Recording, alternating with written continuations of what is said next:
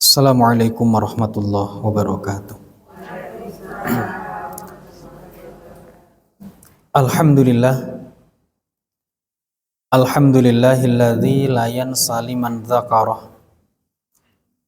Segala puja dan puji hanya milik Allah Subhanahu wa taala, karena Allah Subhanahu wa taala tidak pernah lupa dengan hamba-hambanya yang ingat kepada Allah. Walhamdulillahilladzi la yudhayyi'u man syakarah. Dan segala puja dan puji hanya milik Allah, karena Allah Subhanahu wa ta'ala tidak pernah menyempitkan rizki orang-orang yang mau bersyukur kepadanya. Selama hamba itu ingat kepada Allah, Allah tidak akan pernah melupakannya. Selama hamba itu bersyukur kepada Allah, maka Allah akan senantiasa melapangkan rizkinya. Tetapi itulah manusia. Terkadang manusia itu apa yang dilakukan? Satu, sering lupa kepada Allah.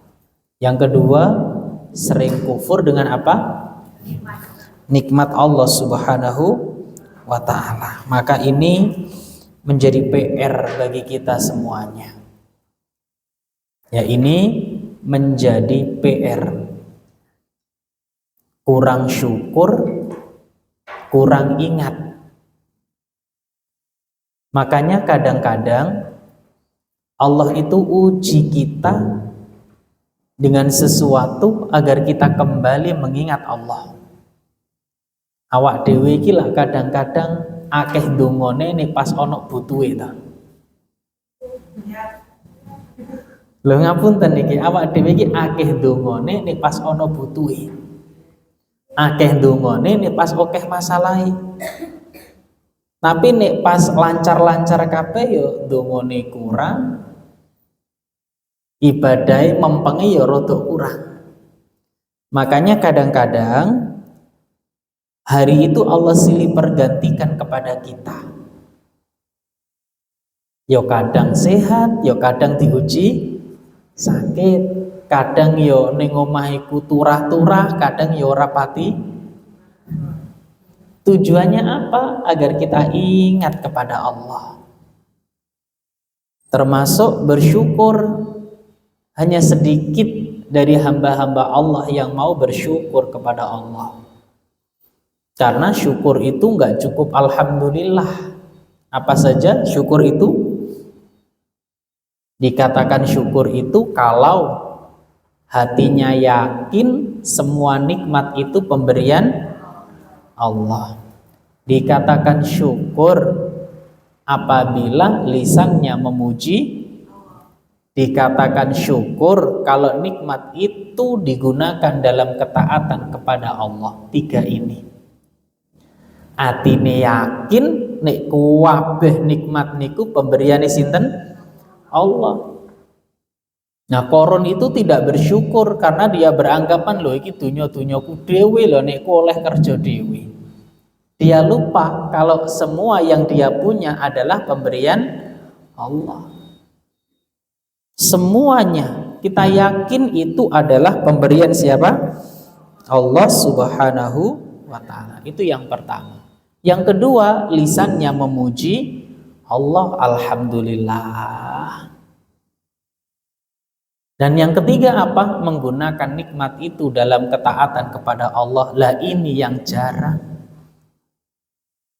Ya, bisa berjalan, bisa melihat, bisa mendengar. Salah satu wujud syukur adalah menggunakan semuanya dalam perkara yang dicintai oleh Allah.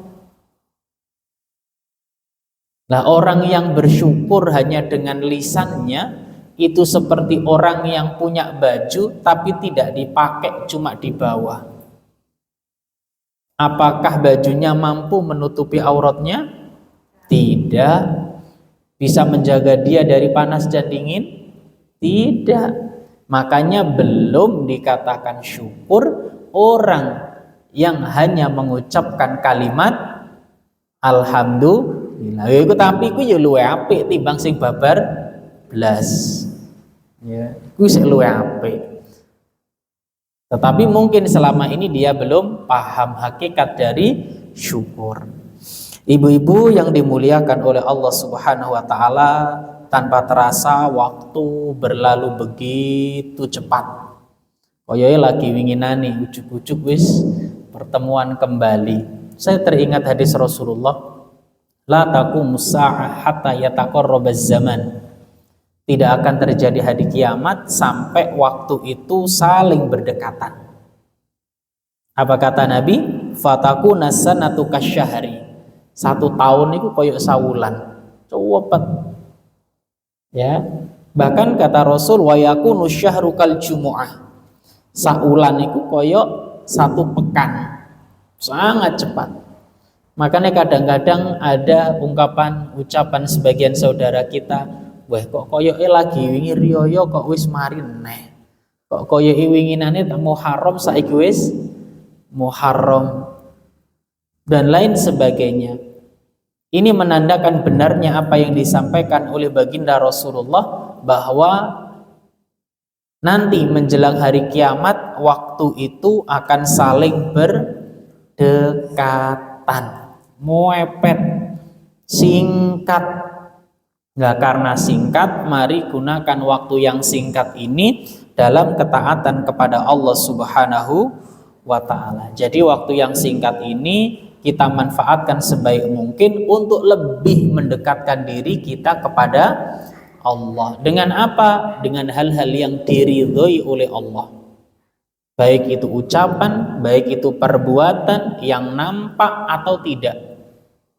Karena yang diridhoi oleh Allah itu orang mengkurbabakan sholat, tidak. Tidak hanya puasa, tidak.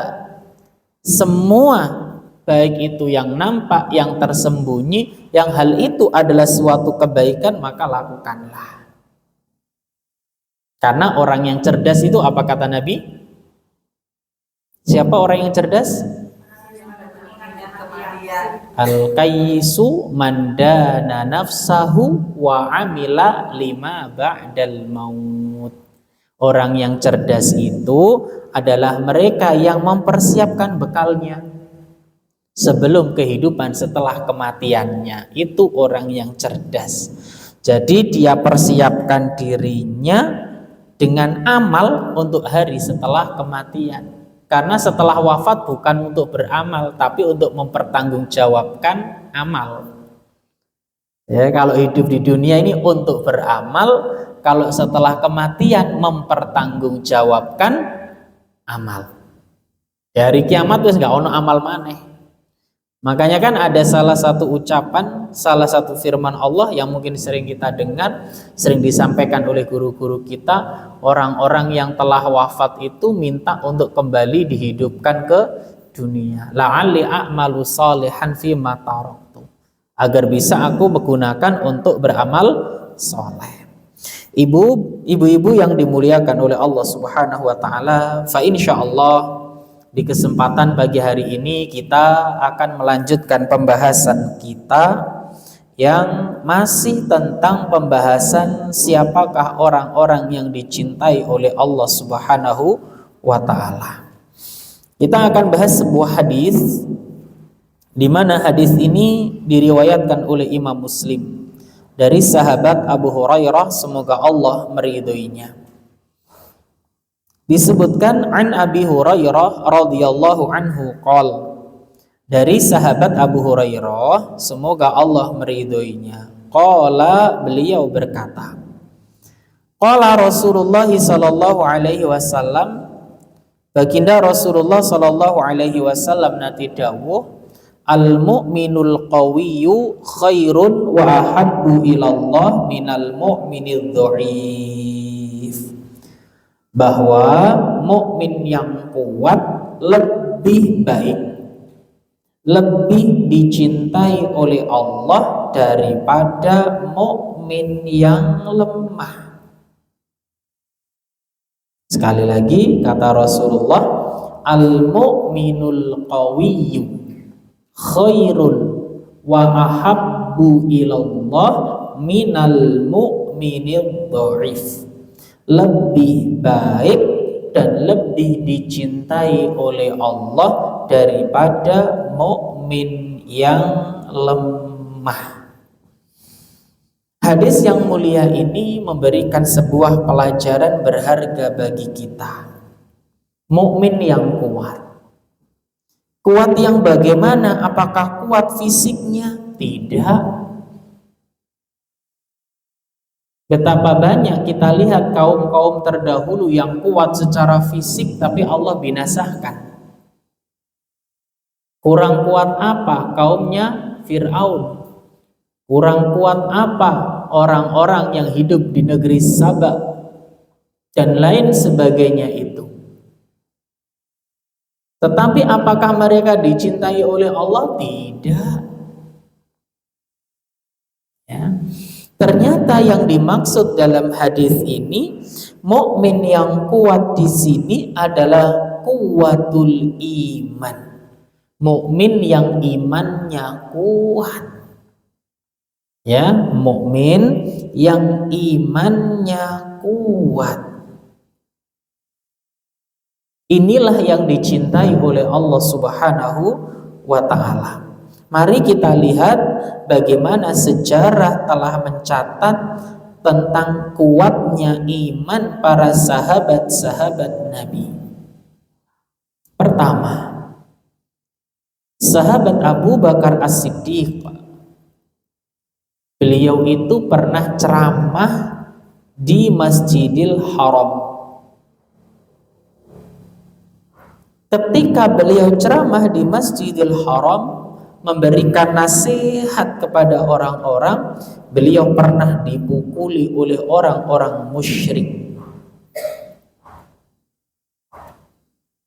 Dan memukulnya ini, subhanallah, disebutkan di antara yang memukulnya adalah Utbah bin Rabi'ah. Beliau memukul sahabat Abu Bakar yaitu dengan sendal pas di wajah di hadapan orang.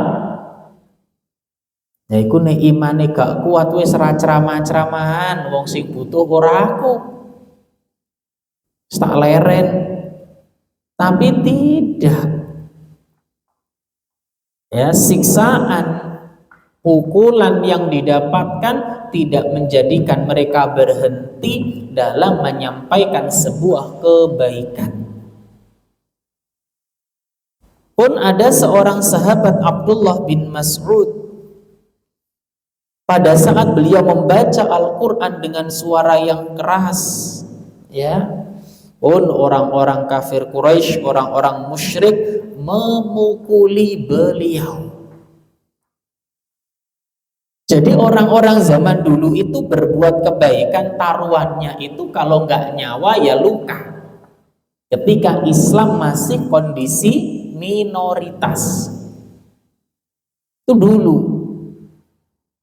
ya. Bahkan ada sahabat Mus'ab bin Umair. Beliau itu salah satu anak dari orang yang kaya raya di zaman itu, sugih. Punya privilege, orang tua yang kaya, ya. Kaya raya, wis mau minta apa saja ada. Begitu orang tuanya, ibunya tahu kalau Mus'ab bin Umair itu masuk ke dalam agama Islam, maka saat itu juga ibunya mengusirnya. Kowe nek iseng Islam metuwo, bahkan dicuret saka kakane zaman saiki wis metuwo dah. Semua fasilitas yang dia berikan kepada anaknya saat itu di stop. Dia anak muda, masih muda, yang kalau dia mau hidup dengan keimanan sebagaimana keimanan ibunya yang tidak beriman pada Allah, semua kebutuhan diberikan, semua harta diberi, wis nyucul, ya.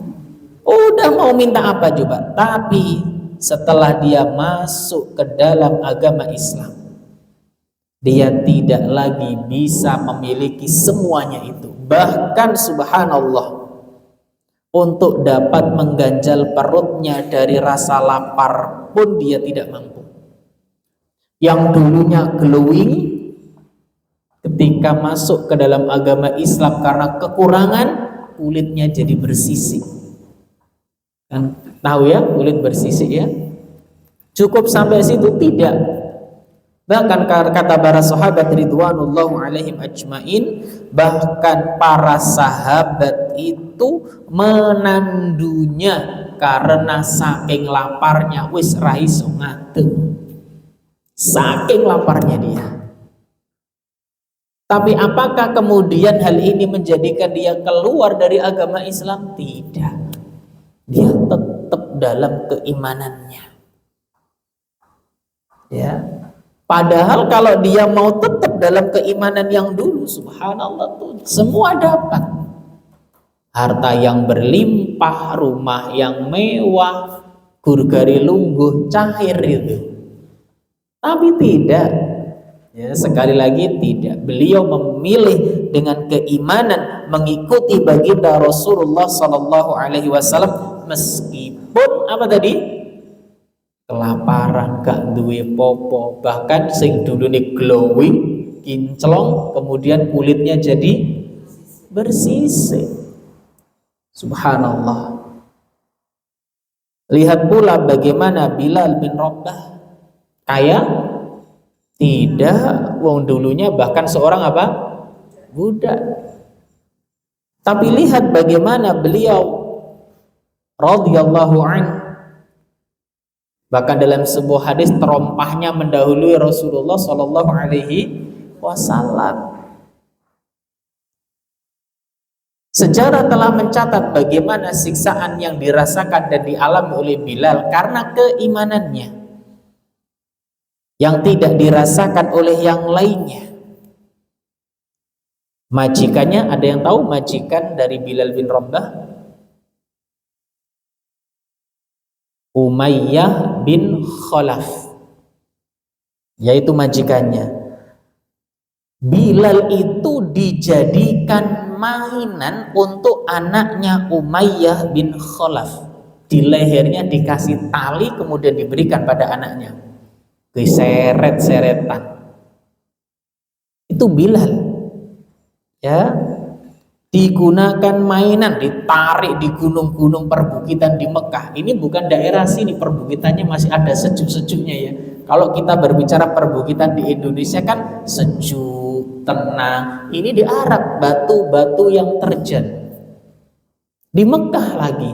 Kalau di Madinah masih ada pepohonan kurma. Ini di Mekah, subhanallah. Ditarik di atas perbukitan, diseret. Ya.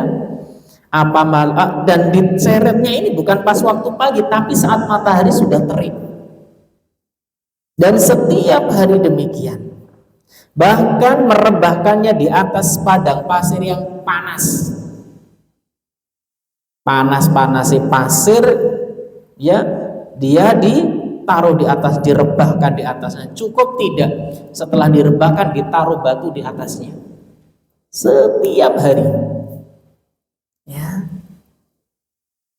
Bahkan kata Umayyah bin Khalaf tadi, saya akan memperlakukanmu seperti ini terus hingga kamu mati atau kamu tidak beriman pada Muhammad. Tapi nih sampai enggak beriman pada Muhammad, ya tak cukup nih. Silakan dipilih, ya. Namun Bilal radhiyallahu anhu tetap mengatakan ahad. Allah itu esa. Hingga terlihat oleh sahabat Abu Bakar akhirnya dibebaskan.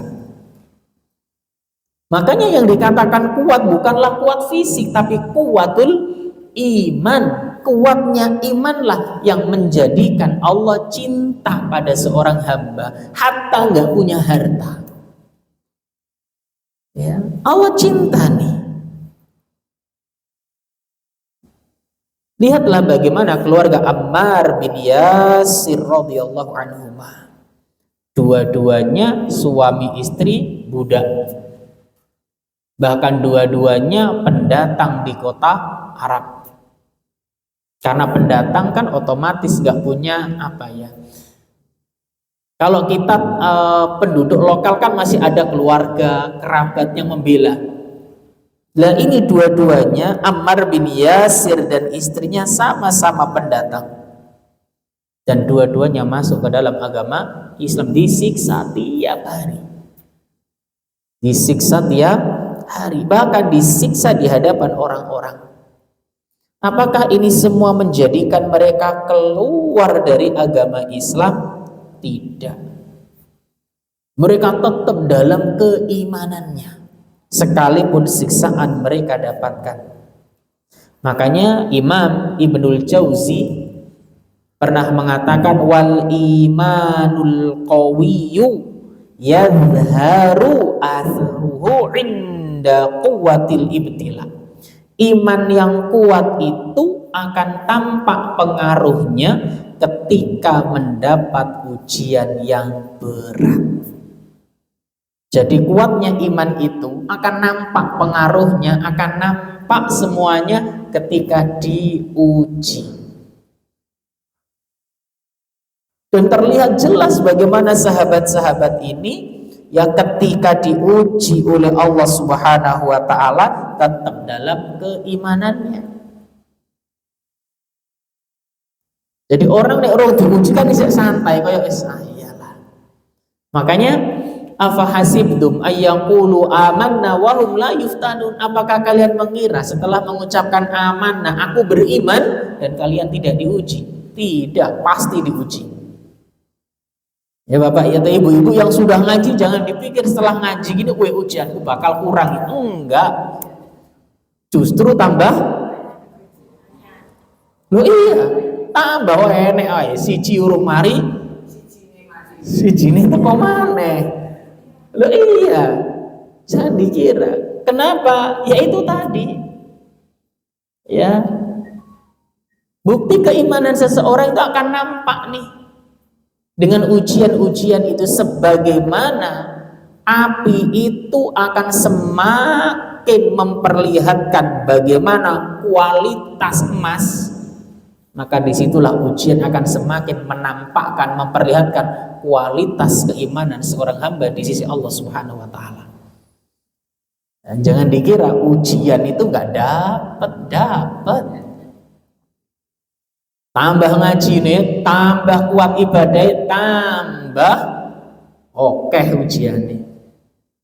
Tetapi kan karena dia sudah punya bekal iman, inilah beda cara menyikapinya, beda cara menghadapinya. Ya, jadi semua orang itu diuji, cuma yang membedakan bagaimana dia menghadapi ujian itu faktor keimanan seseorang. Nabi Ayyub diuji oleh Allah, diuji dengan ujian yang berat, tapi karena dia paham, dia lewati semuanya dengan tenang. Sama orang beriman juga demikian, ya, dihadapi semuanya dengan yang kemarin kita sebutkan, kesabaran.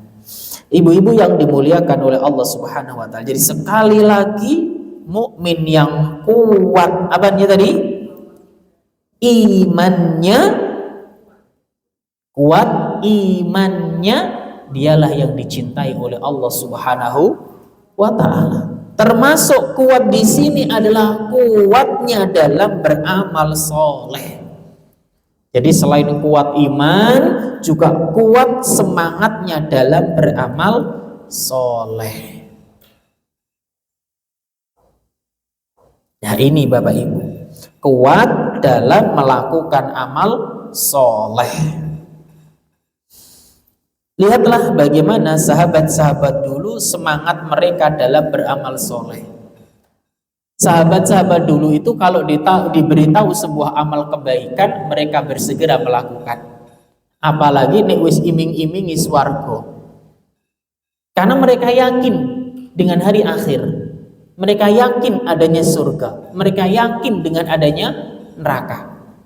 Makanya hati mereka tergerak untuk bersegera berlomba-lomba dalam melakukan amal soleh. Dari Jabir bin Abdullah ia mengatakan, qala rajulun lin Nabi sallallahu alaihi wasallam yauma Uhudin. Ada seseorang berkata pada Rasulullah sallallahu alaihi wasallam pada perang Uhud. Jadi ketika Rasulullah dan para sahabatnya akan bersegera menuju medan perang Uhud, ya, yang ada di bukit Uhud itu ya, yang umat Islam mengalami kekalahan ya. Kalau perang Badar umat Islam mengalami kemenangan yang telak, di perang Uhud ini umat Islam mengalami kekalahan. Padahal sudah ditata sedemikian rupa oleh Rasulullah SAW. Oh, ini pasukan pemanah ada di Jabal Rumah dan lain sebagainya. Nah, ada kisah menarik dalam itu, yaitu kisahnya sahabat ini. Jabir bin Abdullah mengatakan, qala rajulun lin Nabi sallallahu alaihi wasallam. Ada tuh seseorang yang berkata pada Rasulullah sallallahu alaihi wasallam yauma Uhudin, pada saat perang Uhud. Apa yang dikatakan? Ara'aita in qutiltu fa aina ana? Ya Rasul, seandainya saya terbunuh di medan perang Uhud ini, di mana tempat saya? Qal fil jannah. Nabi mengatakan, kalau memang kamu terbunuh di medan perang Uhud nanti, maka tempatmu fil jannah, di surga. Fa'al qata maratin fi yadihi, maka dia lemparkan kurma yang ada di tangannya. Summa qatala hatta qutila, dan dia ikut berperang dan dia terbunuh dalam perang Uhud tadi. Ini awak dhewe sik tahu wis ana kurma tak entekne dhisik. Lho sahabat. Itu kita. Wong kadang ana sik tahu sik adzan, waktune ya wis suwi. Wah, isih awal Ramadan isih oke, santai. Tapi sahabat itu tidak demikian. Ya tidak. Ketika dikabari dengan yang namanya, oh ini loh surga, maka bersegeralah mereka menuju hal tersebut. Nggak nanti, nggak besok, nggak lusa. Kenapa? Karena innaka, sesungguhnya kamu hari ini, bukan besok. Fa innaka biyaumik walasta bighadi. Kamu itu hari ini, bukan besok. Karena besok belum tentu kita sampai. Gitu. Jadi kita itu hari ini ibu-ibu, besok belum tentu. Yoro mesti awak dewi sampai besok, itu masalahnya. Betapa banyak orang yang paginya tertawa bersama kita, siangnya masih bersama kita, sorenya kain kafan sudah disiapkan untuknya. Nggak tahu. Makanya kita itu hari ini, ya sekarang ini, besok belum tentu. Lusa apalagi, tahun depan apalagi. Makanya para sahabat kalau ini loh surga, mereka bersegera karena mereka paham, saya ya hari ini. Makanya ketika ada pintu kebaikan dibukakan untuk kita hari ini, selama kita bisa ambil. Ya, jika ada pintu kebaikan yang lewat di depan kita, yang sampai kepada kita, ambil. Karena apa? Pintu kebaikan itu sampai kepada kita bukan kebetulan, tapi itu atas izin Allah Subhanahu wa taala. Ya. Ada suatu kebaikan yang sampai ke kita itu bukan karena faktor kebetulan. Itu semua yang ngirim adalah Allah Subhanahu wa taala. Mau kita ambil enggak? Itu aja. Ini kebaikan yang lewat kepada kita. Dan belum tentu besok pintu kebaikan ini masih terbuka untuk kita. Ya, belum tentu. Lusa apalagi. Bisa saja kebaikan yang diambil orang lain, ataukah kita diambil oleh Allah Subhanahu wa taala. Hanya itu. Ya. Makanya ma'asyiral muslimin yang dimuliakan oleh Allah Subhanahu wa taala, generasi-generasi terdahulu ketika ada pintu kebaikan dibukakan di depan mereka, maka yang dilakukan adalah fastabiqul khairat. Mereka berlomba-lomba dalam kebaikan. Diambil kesempatan itu, diambil peluang itu. Ya. Maka sahabat ini fa'al qatamaratin fi yadihi, dilempar itu kurmanya dan dia berangkat, summa qatala hatta qutila. Dia berangkat ikut berperang hingga dia terbunuh di medan perang, dapat syahid tuh. Masya Allah. Ya, dapat syahid, gelar syahid. Lihat pula bagaimana sahabat-sahabat Rasulullah yang berangkat menuju medan Badar. Ya. Kisah perang Badar saat Rasulullah menuju barisan kaum muslimin dan memberikan semangat kepada mereka untuk berperang dan menjanjikan mereka dengan surga. Sebagaimana disebutkan dalam sabdanya, "Qumu ilal jannah ardhihas samawati wal ard." Salah satu motivasi yang disampaikan Rasulullah kepada sahabat-sahabatnya saat perang Badar, "Qumu ilal jannah." Berdirilah kalian menuju surga.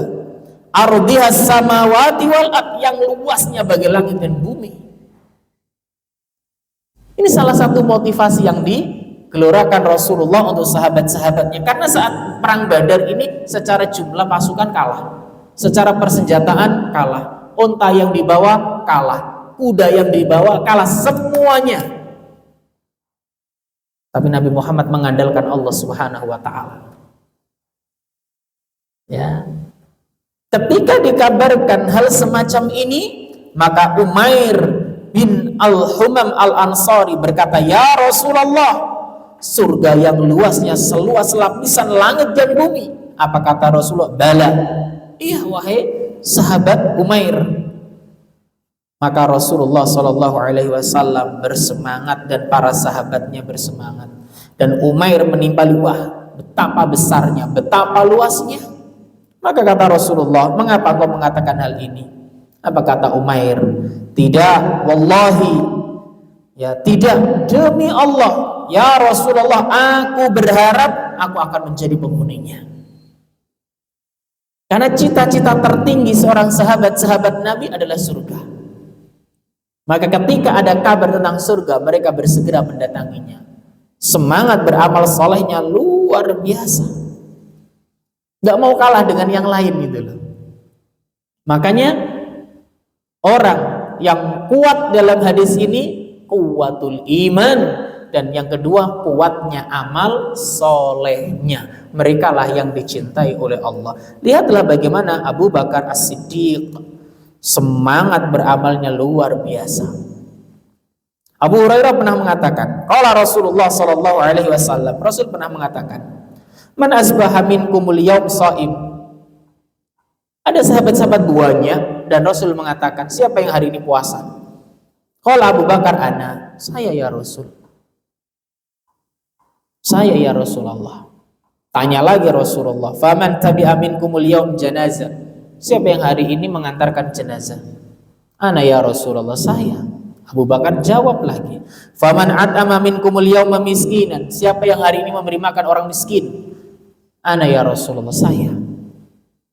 "Faman 'ada minkumul yauma maridun." Siapa yang hari ini menjenguk orang sakit? Kata Abu Bakar, "Ana ya Rasulullah." Semua terkumpul, baik urusan hablu minallah dan hablu minan nas. Urusan ibadah kepada Allah dan kemasyarakatan dilakukan semuanya. Baik itu yang tidak mengeluarkan harta atau mengeluarkan harta, dilakukan semuanya. Sehingga apa kata Rasulullah?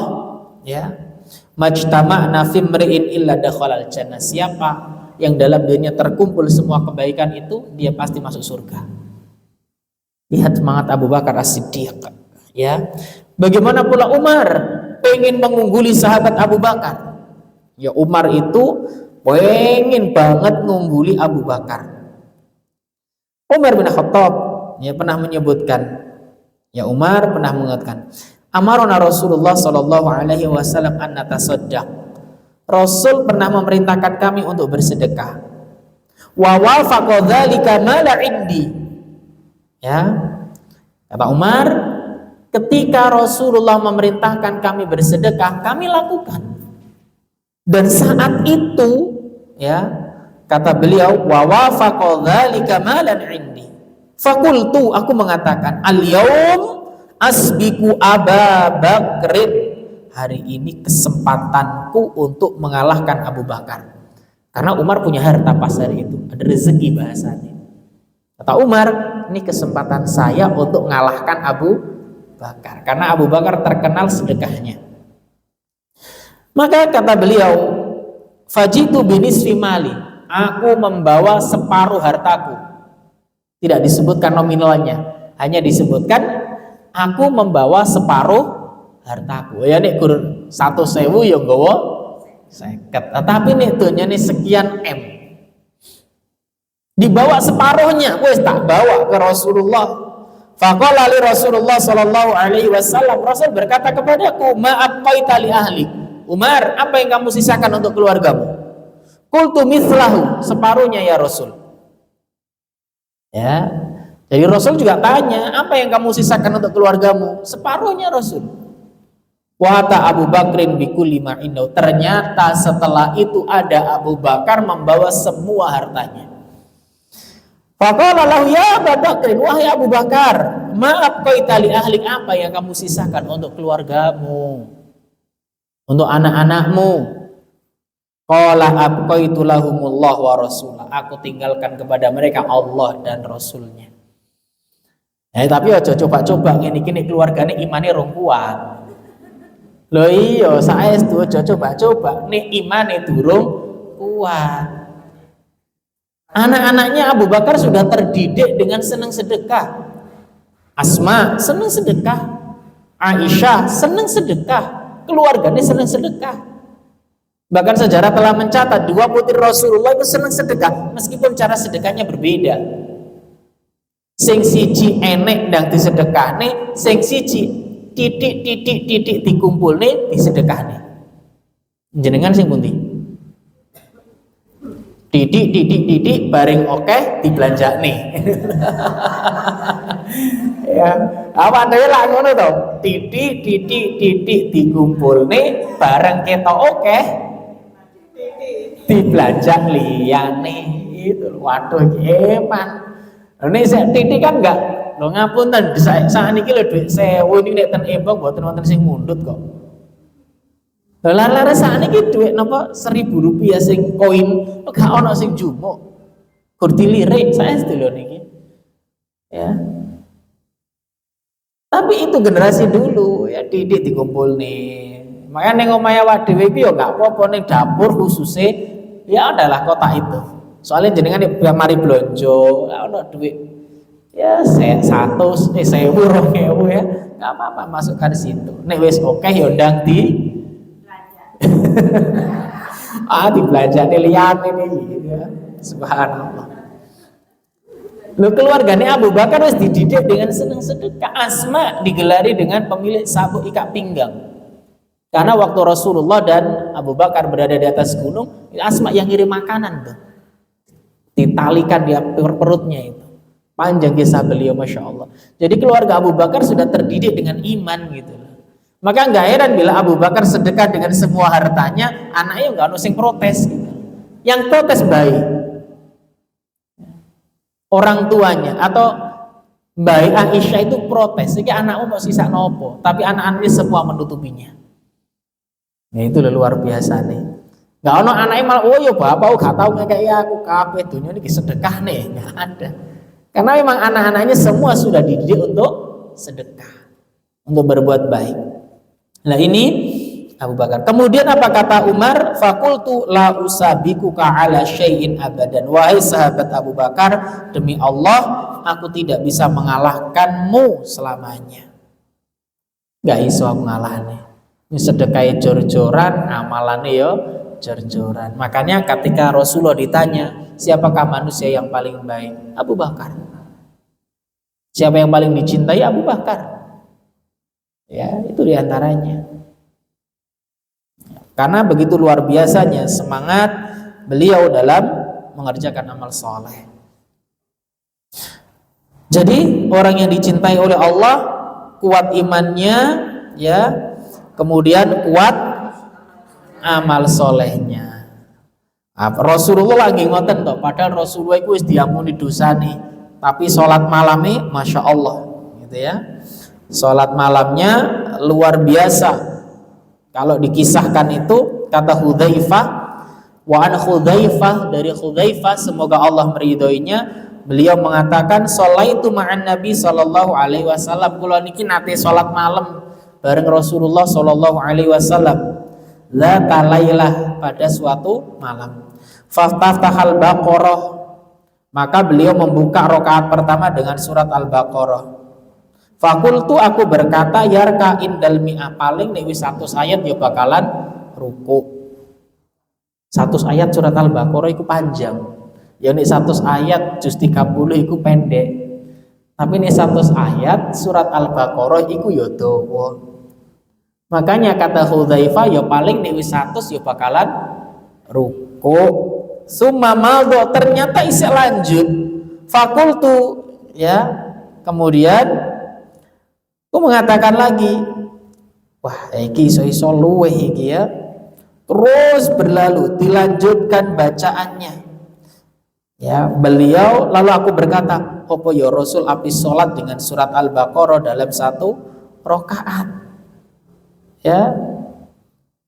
Fakultu yarka'u biha tsumma iftataha Nisa faqara'aha tsumma iftataha Ali Imran faqara'aha. Wah, oke men iki Al-Baqarah. Kemudian apa tadi? Ali Imran dan An-Nisa. Iki nih awak dewi ya iso-iso balik ini.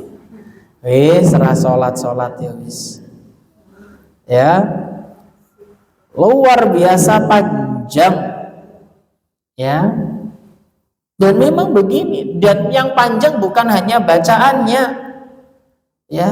Semua ruku sujudnya panjang.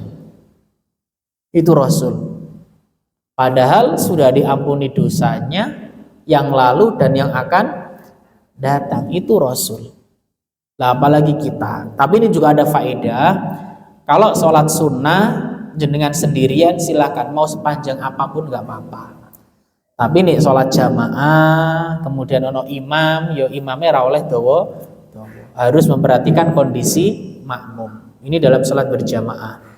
Makanya sering kami ingatkan bapak-bapak atau mas-mas yang imam itu, kalau ngimami makanya sambil menyampaikan lurus dan rapatkan soft, ya diinguk iku jamaah enom-enom apa tuwek-tuwek. Angko nek tuwek-tuwek kaya digebut surat Al-Baqarah yang geblak iki ya. Subhanallah. Ya kadang nggih wonten lari-lari nem iki karena ya saking semangate ya trai ya akeh apalane, enggak ndelok kondisi jamaah. Mari ngono jamaah wis kapok wis gak kudu balik. Ya, akhirnya ganti masjid, ya. Harus tahu kondisi jamaah.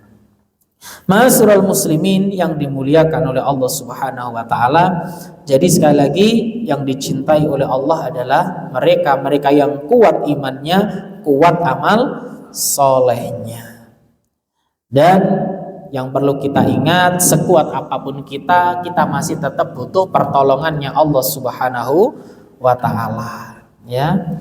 Karena kuatnya iman malakala kita juga semakin bergantung kepada Allah Subhanahu wa taala. Wong ben salat awak dhewe yo ndonga iyyaka na'budu wa iyyaka nasta'in. Ya Allah, hanya kepadamu lah aku beribadah dan hanya kepadamu lah aku meminta pertolongan. Maka sekuat apapun kita juga nggak tahu, tetapi mintalah pertolongan kepada Allah agar Allah menguatkan kita. Selain itu juga kita ikhtiar menguatkan iman kita.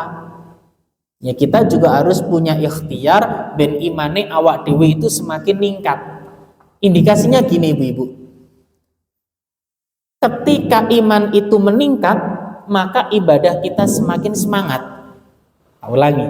Ketika iman kita meningkat, maka ibadah kita semakin semangat. Nek imane awak dewe ini semakin menurun, maka ibadah terasa berat. Kan kita pernah di fase ibadah itu wabot dan pernah di fase ibadah itu kok enteng ya. Wabil khusus Ramadan. Harus badan. Ramadan itu enteng kok ibadah. Kenapa enteng? Imannya naik. Imannya itu naik. Awak dhewe gak akan maksiat.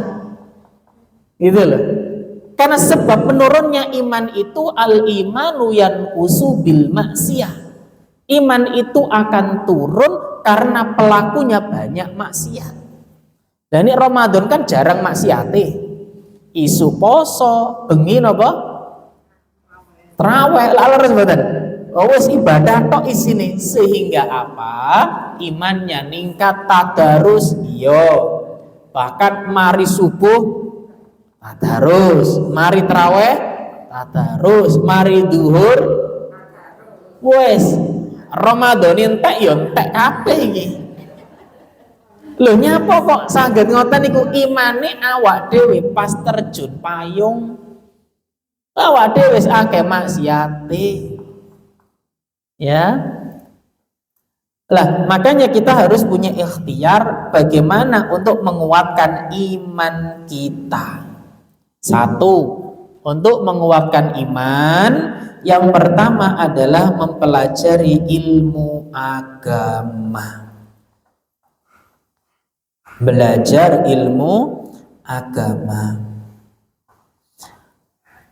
Karena di antara sebab menurunnya keimanan adalah al-jahlu. Al-jahlu itu apa? Kebodohan. Bahkan orang melakukan kesyirikan itulah karena ketidaktahuannya dalam urusan agama. Makanya salah satu ikhtiar untuk menguatkan keimanan adalah al-ilmu. Imam Ibnu Qayyim rahimahullah pernah menyebutkan dalam nuniyahnya, wal jahlu da'un qatilun, dan kebodohan itu penyakit yang mematikan. Wa shifa'uhu amrani fit tarkibi muttafiqani, dan obatnya ada dua perkara yang disepakati, nasul Qur'ani au min sunnati, yaitu nas dari Al-Quran dan sunnah, yaitu mempelajari Al-Quran dan hadis. Itu obatnya ketidaktahuan. Wa tabibu dzalikal alimur rabbani, dan tabibnya, dokternya adalah seorang guru yang ngerti. Ya ini. Jadi obati ketidaktahuan itu belajar agama. Ini solusinya. Maka alhamdulillah panjenengan dan kita semua bisa ikhtiar melakukan yang namanya belajar agama. Dan ini salah satu sebab bertambahnya iman. Kenapa dalam belajar agama itu kok bisa menambah keimanan? Ya karena yang kita pelajari Al-Quran dan hadis Rasulullah Sallallahu Alaihi Wasallam. Dan ibu-ibu yang dimuliakan oleh Allah, ketika kita belajar agama, kita juga harus punya prioritas.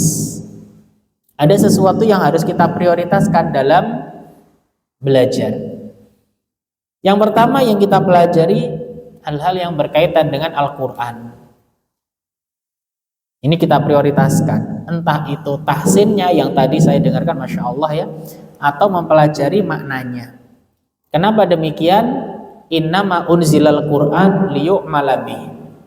Al-Quran itu diturunkan untuk liyu'mala bih, diamalkan. Ini poin pentingnya.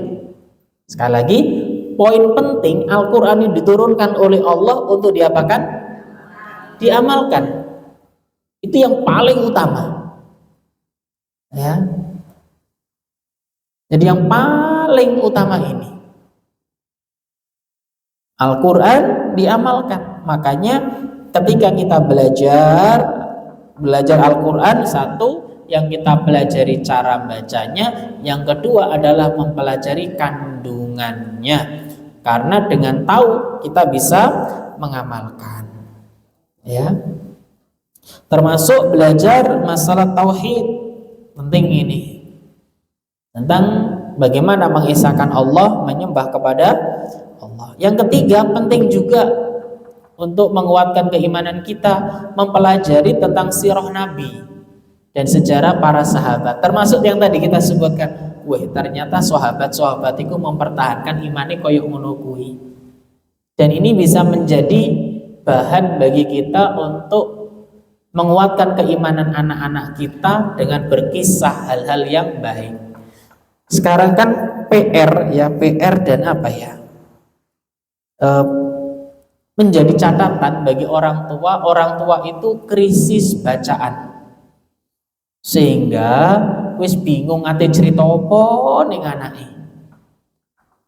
Ya, sehingga ceritanya si kancil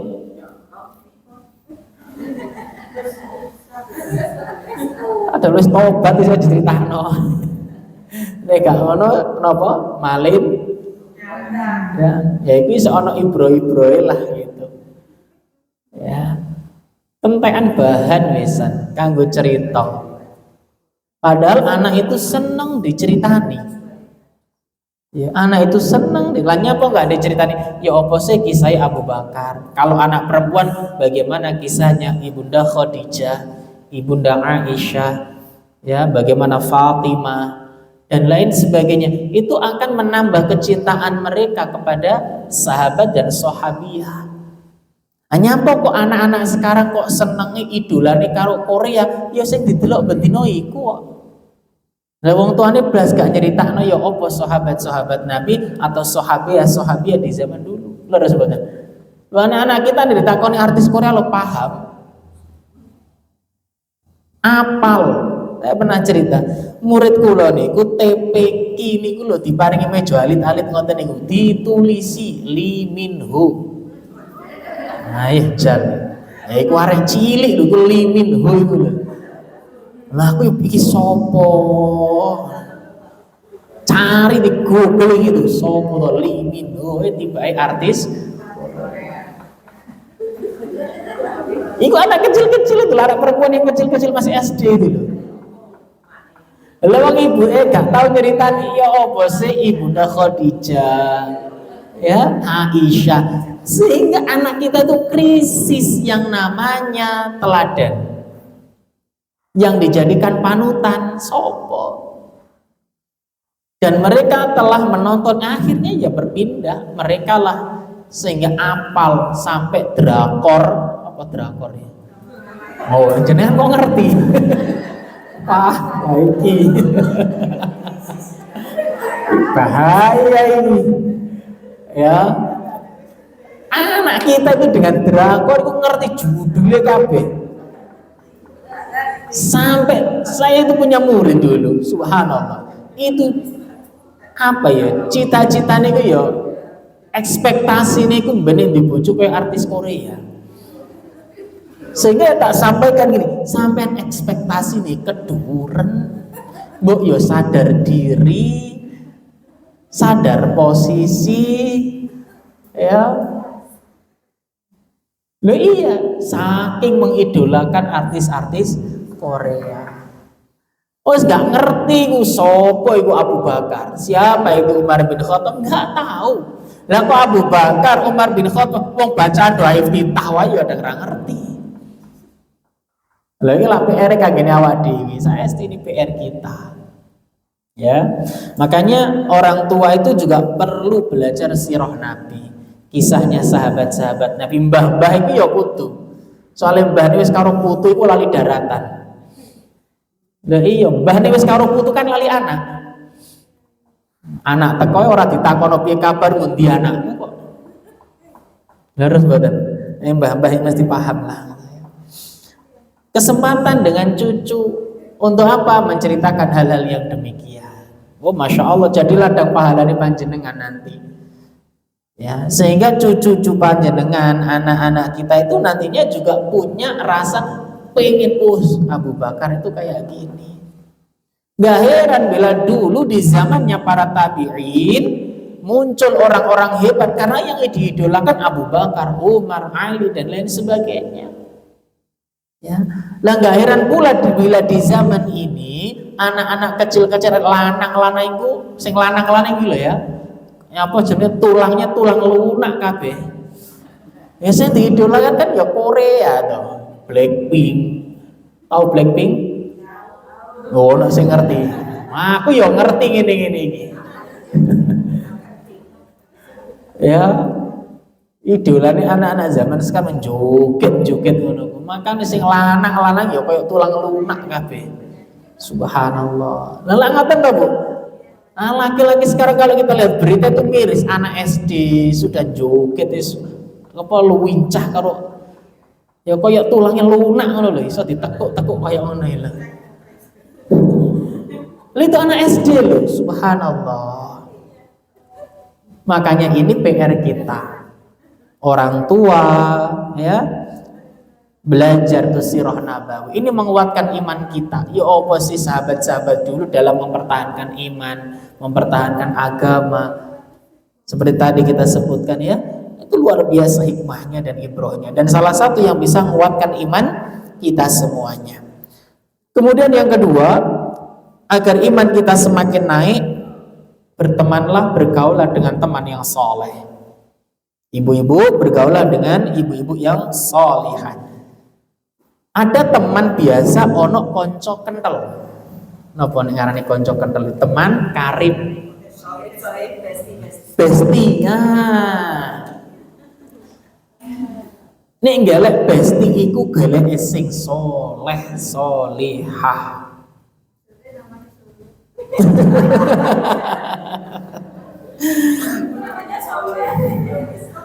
Carilah besti yang solihah, yang taat.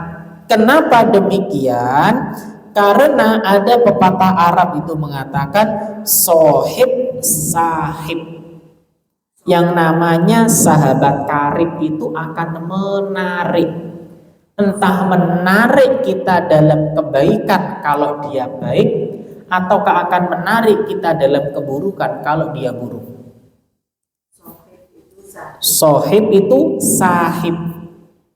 Makanya ngapunten, anak kita saja itu loh dikongkon hahe, tapi nek konco kental iku ngomong ayo budal, niku berangkat lah. Karena pengaruh teman dekat itu luar biasa. Ya, pengaruh teman dekat itu luar biasa. Konco kental. Dan ini saya rasakan sendiri, Bu. Urusan dunia saja, saya itu nggak doyan duren, Bu, dulu. Mau durian montong, durian apa lagi? Musang gue sembarang, ora doyan. Nginguk lo ora pengin, saestu blas gak duwe minat. Wo iki nikmat Ustaz. Lah, nggak minat. Iku biyen, Bu. Kebetulan ada kegiatan sosial. Ustaz, ayo ikut kegiatan. Ayo bismillah, saya berangkat di Lumajang. Ya, ke Lumajang atau mana itu? Bumi Perkemahan itu? Bumi Perkemahan yang di apa sekarang lah ya, yang di daerah Malang sing pojok kono, yang dulunya Pak Harto yang ke sana itu rahimahullah ya. Kampung Duren itu satu areal tempat kegiatan sosial, Kampung Duren. Masya Allah itu dibawakan durian saarko. Karena saya tinggal di satu rumah dan ada beberapa teman yang ikut tinggal di situ, dibawakan satu arko. Apa kata teman? Ustaz, coba Ustaz, si jiwa tak buka nih. Nih gitu Ustaz. Ustaz, oh enggak.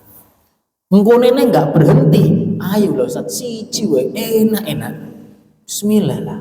Boten. Pun sampai entekno gak apa-apa wis. Aku enggak usah. Nah nih, coba satu enak Ustaz. Ya wis siji ya coba. Koyo enak ya. Oh nanti Pak. Enak sampai sekarang saya senang sama durian. Ya sekarang saya senang sama durian. Ini urusan dunia. Ya, padahal biar jangankan kok kon buka, kon nginguk wae moh. Saiki mbok ono durian loro telu tak bismillah wis budal. Ya, tadi kasih tuh tak tenang jenengan lho iki. Loh ini urusan dunia loh, Bu. Saestu ini urusan dunia. Karena apa? Sohib sahib. Teman karib itu akan menarik kita. Kalau dia baik akan menarik dalam. Makanya perhatikan anak-anak kita itu bergaulnya dengan siapa? Apa kata ahli hikmah? Yudhannu bil mar'i ma yudhannu bi qarinihi. Seseorang itu bisa diketahui perilakunya, akhlaknya, tutur katanya dengan siapa dia bergaul. Gampang. Ya. Dengan siapa teman-teman kita, dengan siapa anak kita bergaul, ya kayak gitu, gak akan jauh beda. Karena prinsipnya seperti itu, gitu loh. Makanya dalam agama kita, ya dalam agama kita sering diingatkan, ya kita sering diingatkan bahwasannya ketika kita bergaul dengan tukang pandai besi, yo kena ambun apa? Sangit. Nek awak dhewe bergaul dengan parfum, penjual parfum, yang kita dapat apa? Itu. Nek awak dhewe pengen imannya meningkat, carilah teman karib yang baik. Konco kental loh nggih. Ya enggak apa-apa kita berteman dengan semua orang dalam sekedar bertemanan, tapi jadikan teman karib kita adalah mereka yang baik. Karena mereka yang baik akan mengingatkan kita. Nek awak dhewe ono khilafe ya dielingne. Wong awak dhewe iki menungso mesti ono khilafe, ora mungkin tidak. Mesti. Ya, maka kita butuh teman-teman karib yang baik. Wis, sing wedok ya kancane sing sholihah. Nek lanang ya wong wedok kancanane Pak Soleh ya aja. Repot iki. Engko sing lanang golek kancanan sing sholihah ya. Aduh buyar kita tanane ya. Kemudian yang ketiga, agar iman kita meningkat, memperbanyak doa. Keempat, ya wis, keempat apa tiga? Tiga. Yang ketiga, memperbanyak doa. Memperbanyak doa. Di antara doa yang sering dibaca Rasulullah itu, ya muqallibal qulub tsabbit qalbi ala dinik. Yaitu doa yang sering dibaca Rasulullah sebagaimana yang disampaikan oleh Ummu Salamah. Ya. Itu banyak-banyak berdoa. Ya muqallibal qulub tsabbit qalbi ala dinik. Itu doa yang paling sering dibaca.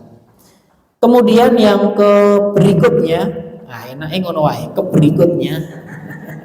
Kok nek aku salah repot.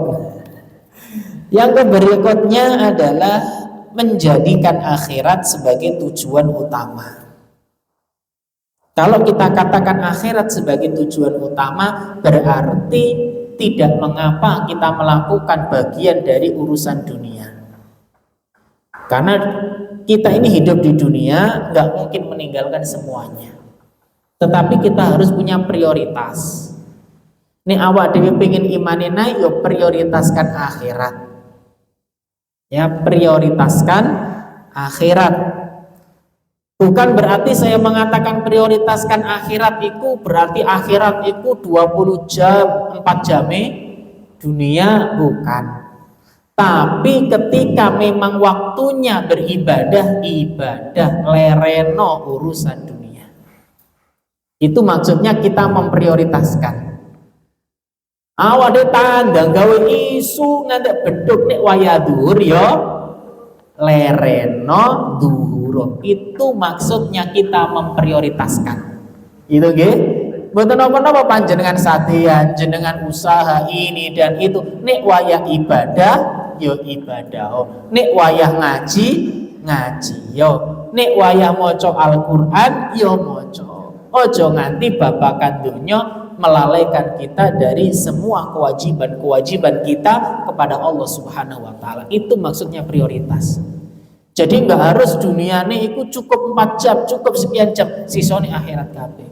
Karena urusan dunia pun bisa menjadi ibadah bila kita niatkan karena Allah Subhanahu wa taala.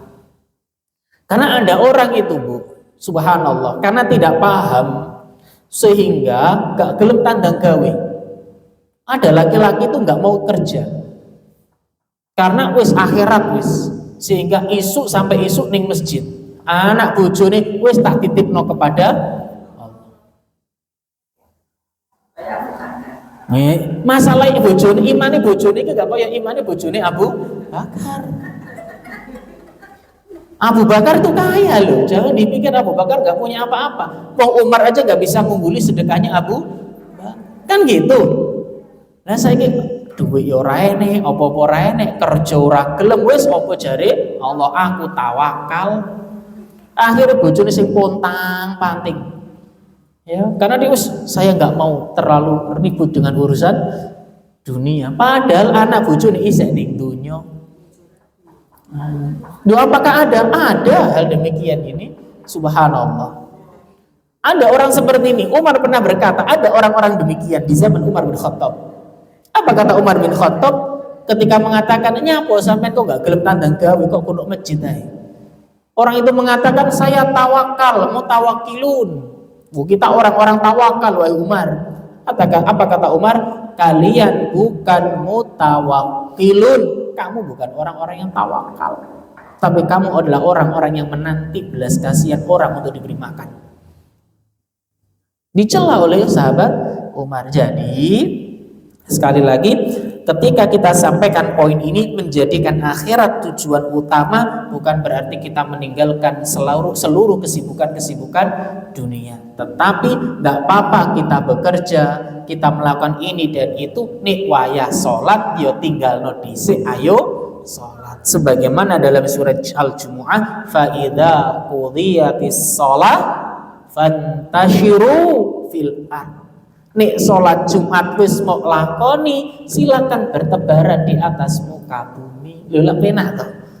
Jadi itu maksudnya memprioritaskan urusan agama atau akhirat. Nek waya tandang gawe yo tandang gawe yo, nek waya kerja yo kerja, tapi nek waya ibadah yo ibadah. Ojo dibablas nih wae. Soale nek nuruti bablas nih urusan donya ora ono ngoten nggih. Ibu-ibu yang dimuliakan oleh Allah Subhanahu wa taala, mungkin ada pertanyaan satu atau dua. Jelas atau belas sih? Jelas nggih? Ora gak jelas kok tak balennya dari awal. Ora apa-apa aku, aman ya aku iki. Wis tenan. Tak baleni kok awal. Diremedi bahasane ya. Ustaz diremedi. Allahu Akbar. Ada pertanyaan ibu-ibu? Monggo kalau ada. Kalau enggak alhamdulillah kita tutup. Lanjut nggih. Kalau memang tidak ada pertanyaan, alhamdulillah. Sekali lagi nanti bisa dilihat ya. Salah satu nasihat dari ulama-ulama terdahulu, termasuk hal yang patut menjadikan pengingat, jangan sampai kita ini memburu dunia sampai terlena dengan kecintaan Allah Subhanahu wa taala. Kita ini pengen dicintai oleh Allah, maka salah satu ikhtiar yang kita lakukan tadi apa? Menguatkan iman kita. Al-mu'minul qawiyyu, mukmin yang kuat itu khairun, lebih baik, wa ahabbu ilallah, lebih dicintai oleh Allah daripada mukmin yang lemah. Kuat apanya tadi? Imannya. Yang kedua kuat apanya? Amal soleh. Mana yang bisa kita lakukan? Ya, dua-duanya harus kita lakukan. Imannya dikuatkan dengan beberapa sebab-sebab tadi ya, ikhtiar tadi, dan amal solehnya juga dikuatkan. Nek ono pintu kebaikan di depan kita, ambil. Ya, nek ono kebaikan lewat di depan kita, wah iki ono ladang kebaikan, ambil. Karena ladang kebaikan lewat di depan kita itu bukan kebetulan. Yang mengantarkan itu semua sampai ke kita adalah Allah Subhanahu wa ta'ala. Wallahu ta'ala a'lam bishawab. Mudah-mudahan poin ini bisa dipahami, poin ini bisa dimengerti, dan paling penting diamalkan. Karena tujuan kita belajar untuk kita amalkan, bukan oke-okean catatan, bukan oke-okean hafalan. Karena yang dikatakan ilmu, hakikat ilmu yang bermanfaat itu adalah al-khosyah, ketika kita takut kepada Allah Subhanahu wa ta'ala, bukan banyaknya hafalan. Orang munafik itu ya hafalannya oke, tapi kan kabeh ora dilakoni. Jangan sampai kita termasuk orang-orang ghairil maghdubi alaihim walad, sing siji duwe ilmu ora diamalno, sing siji amal ora duwe ilmu. Lah nek awak duwe ngerti ilmune, ayo diamalno, titik diamalno. Ora kudu oke wis titik ngerti. Wah, sing dicintai oleh Allah iku sing kuat imane, tak usaha nguatno imanku. Sing dicintai iku sing kuat amal soleh, tak ikhtiar nguatno amal solehku. Itu yang harus kita lakukan. Alhamdulillah nggak ada pertanyaan. Satu. Saya pernah dengar yang dimaksud dengan kuat itu salah satu adalah hartanya. Benar atau salah? Kuat harta, kalau tidak kayak korun itu lah kuat harta nih. Semua kuat-kuat itu baik jika gunakan dalam kebaikan. Tapi kuatul iman sepakat, semua ini adalah yang dicintai oleh Allah. Kuatnya amal soleh semua sepakat. Kuat fisik apakah baik? Baik. Tapi kalau tidak digunakan dalam kebaikan, digunakannya untuk apa? Fisik yang kuat baik, karena ibadah haji juga butuh fisik yang kuat. Laras buatan. Tapi kalau punya kuat fisik ini kalau tidak digunakan dalam kebaikan maka tercela. Banyak harta baik kalau digunakan dalam kebaikan, kalau tidak digunakan maka tercela. Makanya hadis Rasulullah Shallallahu Alaihi Wasallam ketika menyebutkan keutamaan kaya, la ba'sa bil ghina limanit taqo. Nggak apa-apa orang itu kaya, yang penting dia takwa. Ono pengikate, yang penting apa? Takwa. Karena harta di tangan orang yang bertakwa nanti jadinya kayak Abu Bakar tadi, hartanya digunakan dalam kebaikan. Nanti akan kayak Umar, hartanya digunakan dalam kebaikan. Tapi kalau tidak memiliki ketakwaan, maka kita lihat kisahnya Qarun. Ya, jabatan bagus kalau bisa digunakan dalam kebaikan, karena 1000 omongan orang dengan satu tanda tangannya orang pejabat itu lebih kuat tanda tangannya pejabat siji. Harus buatan tanda tangan berseret lah mari dah, tapi ya langsung tanda gawe. Kok komentar kok ora ono hasilnya sulit, tapi satu tanda tangan. Makanya juga semua relatif. Kalau digunakan dalam kebaikan maka itulah yang dicintai. Tapi kalau tidak nggak ada faedahnya. Banyaknya harta kalau tidak digunakan dalam ketaatan malah tercela. Karena yang akan ditanyakan pada hari kiamat nanti, di hari kiamat nanti, di antaranya tentang hartamu. Kamu dapat dari mana? Kamu belanjakan untuk apa? Kan itu. Makanya itu di antaranya. Jadi kuatnya harta itu baik kalau digunakan dalam kebaikan. Kuatnya fisik itu baik kalau digunakan dalam, semua itu baik kalau digunakan dalam kebaikan. Ngoten nggih? Secara umum demikian. Memang ada sebagian ulama yang mengatakan kuatnya fisik juga termasuk yang dicintai oleh Allah. Tapi kalau nggak digunakan dalam kebaikan juga tidak kemudian dicintai oleh Allah Subhanahu wa ta'ala. Wallahu ta'ala a'lam bissawab. Cekap nggih? Alhamdulillah, mudah-mudahan Allah berikan kepada kita ilmu yang bermanfaat. Allah berikan kepada kita kesehatan, keberkahan umur, dan mudah-mudahan Allah Subhanahu wa taala ampuni dosa-dosa kita, dosa keluarga kita dan kaum muslimin diampuni dosanya oleh Allah Subhanahu wa taala. Dan mudah-mudahan sebagaimana kita berkumpul di tempat ini, kelak Allah kumpulkan kita di surga firdausnya Allah Subhanahu wa taala. Amin ya rabbal alamin. Kita tutup dengan doa kafaratul majlis. Subhanakallahumma rabbana